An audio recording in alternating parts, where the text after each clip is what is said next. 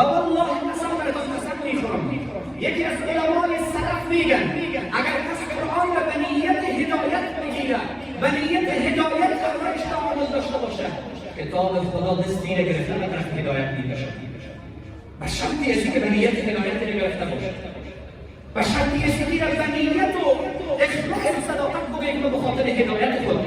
و شما متوجه باشید عزیزای گرامی، آب مجلس براتون میگم، اگر دقیق متوجه باشید کسی که در مسیر کلام خدا گام برمی‌دارد، رفتارش با دیگر مردم فرق دارد، شخصیتش با دیگر مردم فرق دارد، رفتارش با دیگر مردم فرق دارد، تعاملش با دیگر مردم فرق دارد، ارتباطش با دیگر مردم فرق دارد، طرز کلامش با دیگر مردم فرق دارد، شخصیتش در اجتماع فرق دارد. این تو نبود که اختصاص داشته باشه نسبت به شما. اینا انتخاب شده های خدا هستند که توسط کلام خدا اینها عزت یافتند.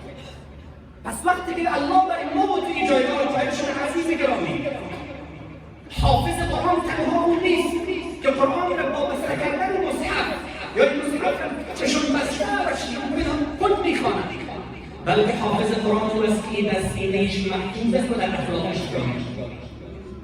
در اخلاقش جاری است. مردم میفهمند که فلان حافظ قرآن کریم است.